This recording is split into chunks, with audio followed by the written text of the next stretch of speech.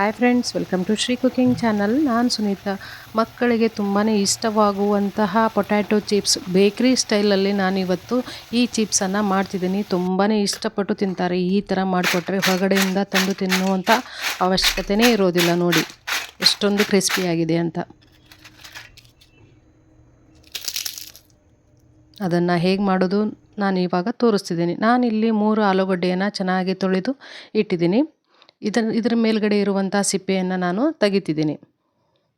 ಈ ಥರ ಮೇಲ್ಗಡೆ ಇರುವಂಥ ಸಿಪ್ಪೆಯನ್ನು ಎಲ್ಲ ನಾವು ಬಿಡಿಸಿ ಚೆನ್ನಾಗಿ ಇಟ್ಕೋಬೇಕು. ಸಿಪ್ಪೆ ಸಮೇತ ಮಾಡಿದರೆ ಅಷ್ಟೊಂದು ಟೇಸ್ಟಿಯಾಗಿ ಬರೋದಿಲ್ಲ. ಈ ಥರ ಸಿಪ್ಪೆಯನ್ನು ತೆಗೆದು ಇವಾಗ ನೋಡಿ 3 ಆಲೂಗಡ್ಡೆಯನ್ನು ನಾನು ಕ್ಲೀನ್ ಮಾಡಿ ಇಟ್ಟಿದ್ದೀನಿ. ಇವಾಗ ಒಂದು ಕಾಟನ್ ಬಟ್ಟೆಯಲ್ಲಿ ಈ ಆಲೂಗಡ್ಡೆಯನ್ನು ಸ್ವಲ್ಪನೂ ನೀರಿನ ಅಂಶ ಇಲ್ಲದ ಹಾಗೆ ಚೆನ್ನಾಗಿ ಒರೆಸ್ಕೋಬೇಕು. ತುಂಬಾ ಈಸಿ ಮೆಥಡಲ್ಲಿ ನಾನಿವಾಗ ಆಲೂಗಡ್ಡೆ ಚಿಪ್ಸನ್ನು ಮಾಡ್ತಿದ್ದೀನಿ. ಇದೇ ಥರ ನೀವು ಒಂದ್ಸಲ ಮನೆಯಲ್ಲಿ ಟ್ರೈ ಮಾಡಿ ನೋಡಿ. ತುಂಬಾ ಪರ್ಫೆಕ್ಟಾಗಿ ಕೂಡ ಬರುತ್ತೆ. ತುಂಬಾ ಈಸಿ ಅಂತೂ ಮಾಡೋದು. ಮಕ್ಕಳಿಗೆ ಈ ಥರ ಮಾಡಿಕೊಟ್ರೆ ಹೊರಗಡೆಯಿಂದ ತಂದು ತಿನ್ನುವಂಥ ಅವಶ್ಯಕತೆಯೇ ಇರೋದಿಲ್ಲ. ನೋಡಿ ಇವಾಗ ನಾನು ಆಲೂಗಡ್ಡೆ ಮಾಡುವಂತಹ ಚಿಪ್ಸ್ ಪ್ಲೇಟು, ಇದು 2 ಥರದಲ್ಲಿ ನಾವು ಮಾಡ್ಬೋದು. ಒಂದು ಡಿಸೈನು, ಒಂದು ಪ್ಲೇನು. ನಾನು ಇವಾಗ ಪ್ಲೇನಲ್ಲಿ ನಾನು ಮಾಡಿ ತೋರಿಸ್ತಿದ್ದೀನಿ. ನೋಡಿ ಎಷ್ಟೊಂದು ಚೆನ್ನಾಗಿ ಬರುತ್ತೆ. ಮುಂದೆ ಒಂದು ಕಾಟನ್ ಬಟ್ಟೆಯಲ್ಲಿ ನಾವು ಈ ಥರ ಮಾಡಿ ಹಾಕಿದರೆ ನೀರೆಲ್ಲ ಚೆನ್ನಾಗಿ ಇಂಕೊಳ್ಳುತ್ತೆ. ಆಲೂಗಡ್ಡೆಯಲ್ಲಿರುವ ನೀರನ್ನು. ತುಂಬಾ ಈಸಿ ಅಂತೂ ಮಾಡೋದು. ನೋಡಿ ಎಷ್ಟೊಂದು ಚೆನ್ನಾಗಿ ಬಂದಿದೆ. ಒನ್ ಡೇ ಟ್ರಿಪ್ಪಿಗೆ, ಔಟ್ಸೈಡ್ಗೆ ಮತ್ತು ಫಿಲ್ಮಿಗೆ ಈ ಥರ ಚಿಪ್ಸನ್ನು ಮಾಡ್ಕೊಂಡು ಹೊಂಟ್ರೆ ಎಲ್ರಿಗೂ ತುಂಬಾ ಖುಷಿಯಿಂದ ತಿಂತಾರೆ. ಅಷ್ಟೊಂದು ಕ್ರಿಸ್ಪಿಯಾಗಿ, ಅಷ್ಟೊಂದು ಟೇಸ್ಟಿಯಾಗಿ ಕೂಡ ಬರುತ್ತೆ.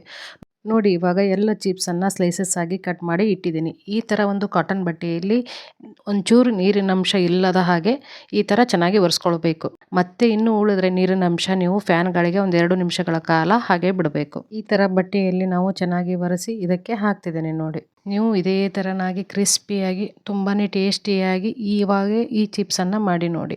ಪರ್ಫೆಕ್ಟಾಗಿ ಬರುತ್ತೆ. ಯಾವುದೇ ರೀತಿಯಾಗಿ ಫೇಲ್ ಆಗುವಂಥ ಚಾನ್ಸಸ್ಸೇ ಇಲ್ಲ.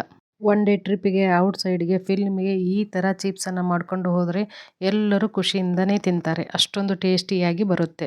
ಬೇಕ್ರಿಗಿಂತಲೂ ತುಂಬಾ ಈಸಿಯಾಗಿ ಕ್ಲೀನ್ ಮೇಂಟೆನೆನ್ಸ್ ಮಾಡಿ ನಾವು ಮನೆಯಲ್ಲಿ ಮಾಡಿರ್ತೀವಿ. ನೋಡಿ ಇವಾಗ ಈ ಆಲೂಗಡ್ಡೆಯನ್ನು ಚೆನ್ನಾಗಿ ಒರೆಸಿ ಫ್ಯಾನಿನ ಗಾಳಿಗೆ 2-3 ನಿಮಿಷಗಳ ಕಾಲ ಇಟ್ಟು ಚೆನ್ನಾಗಿ ಒಣಗಿಸಿದ್ದೀನಿ. ಇವಾಗ ಗ್ಯಾಸ್ ಮೇಲೆ ಎಣ್ಣೆ ಚೆನ್ನಾಗಿ ಬಿಸಿ ಆಗಬೇಕು. ಹೈ ಫ್ಲೇಮಲ್ಲಿಟ್ಟು ಎಣ್ಣೆಯನ್ನು ಚೆನ್ನಾಗಿ ಬಿಸಿ ಮಾಡಿಕೊಂಡು ಈ ಆಲೂಗಡ್ಡೆಯನ್ನು ಇದಕ್ಕೆ ಹಾಕ್ತಿದ್ದೀನಿ. ಈ ಥರ ಬಬಲ್ಸ್ ಎಲ್ಲ ಬರುತ್ತೆ.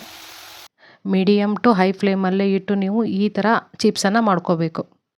ಗೋಲ್ಡನ್ ಕಲರ್ ಬರೋ ತನಕ ನೀವು ಮೇಲೆ ಕೆಳಗೆ ಮಾಡಿಕೊಂಡು ಚೆನ್ನಾಗಿ ಫ್ರೈ ಮಾಡ್ಕೋಬೇಕು. ನೋಡಿ ಈ ಥರ ಬಂದಿದೆ.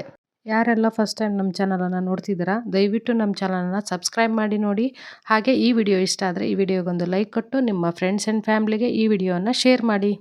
ತುಂಬಾ ಕ್ರಂಚಿಯಾಗಿ, ಅಷ್ಟೇ ಕೂಡ ಬೇಕ್ರಿಗಿಂತಲೂ ತುಂಬಾ ಟೇಸ್ಟಿಯಾಗಿ ಕೂಡ ಬರುತ್ತೆ. ಒಂದು ಸಲ ಟ್ರೈ ಮಾಡಿ ನೋಡಿ. ಫೇಲ್ ಆಗುವಂಥ ಚಾನ್ಸಸ್ಸೇ ಇಲ್ಲ. ಈ ಥರ ತೂತಿನ ಜಾಲರಿಯಲ್ಲಿ ನಾನು ಹಾಕ್ತಿದ್ದೀನಿ. ಎಣ್ಣೆ ಇದ್ದರೆ ಕೆಳಗಡೆ ಇಳಿಯುತ್ತೆ. ಮತ್ತು ನಾನು ಆಲೂಗಡ್ಡೆಯನ್ನು ಹಾಕಿ ತೋರಿಸ್ತೀನಿ. ನೋಡಿ ಒಂಚೂರು ಅಂಟ್ಕೊಳ್ಳೋದಿಲ್ಲ. ತುಂಬಾ ಗರಿಗರಿಯಾಗಿ ಬರುತ್ತೆ. ನೀವು ಹಸಿದು ಹಾಕಿದರೆ ಹಾಗೆ ಸಿಡಿಯುತ್ತೆ. ಈ ಥರ ಒಂದು ಕಾಟನ್ ಬಟ್ಟೆಯಲ್ಲಿ ಕ್ಲೀನ್ ಮಾಡಿ ಈ ಥರ ಆಲೂಗಡ್ಡೆಯನ್ನು ಹಾಕಬೇಕು. ಎಲ್ಲರ ಮನೆಯಲ್ಲೂ ಸಾಮಾನ್ಯವಾಗಿ ಆಲೂಗಡ್ಡೆ ಇದ್ದೇ ಇರ್ತಾವೆ.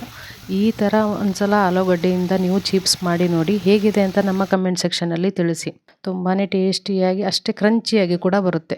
ನೋಡಿ ಯಾವ ಥರ ಕಲರ್ ಬಂದಿದೆ ಅಂತ. ಈ ಥರ ಮಾಡಿಕೊಟ್ರೆ ಪದೇ ಇದೇ ಥರ ಮಾಡಿಕೊಡಿ ಅಂತ ಮಕ್ಕಳು ಕೇಳ್ತಾರೆ. ಅಷ್ಟೊಂದು ಕ್ರಿಸ್ಪಿಯಾಗಿ, ಅಷ್ಟೊಂದು ಟೇಸ್ಟಿಯಾಗಿ ಕೂಡ ಬರುತ್ತೆ. ಈವ್ನಿಂಗ್ ಸ್ನ್ಯಾಕ್ಸ್, ಟೀ ಜೊತೆ ನೋಡಿ ಎಷ್ಟೊಂದು ಕ್ರಿಸ್ಪಿಯಾಗಿದೆ.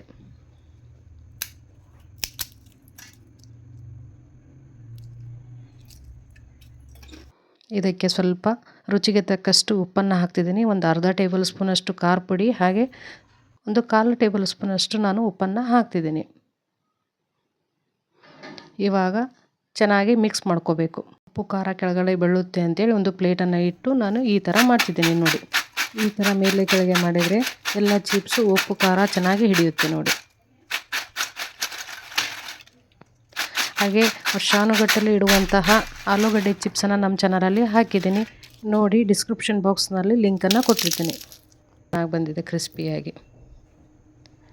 ಹಾಗೆ ಮತ್ತೆ ನಮ್ಮ ಚಾನಲನ್ನು ಸಬ್ಸ್ಕ್ರೈಬ್ ಮಾಡೋದನ್ನು ಮಾತ್ರ ಮರಿಬೇಡಿ. ಈ ವಿಡಿಯೋ ಇಷ್ಟ ಆದರೆ ನಿಮ್ಮ ಫ್ರೆಂಡ್ಸ್ ಆ್ಯಂಡ್ ಫ್ಯಾಮ್ಲಿಗೆ ಶೇರ್ ಮಾಡಿ. ಹಾಗೆ ಮತ್ತೆ ಹೊಸ ರೆಸಿಪಿಯೊಂದಿಗೆ ನಾನು ನಿಮ್ಮನ್ನು ಭೇಟಿಯಾಗ್ತೀನಿ. Watching for my videos. Keep Shri cooking channel. Thank you.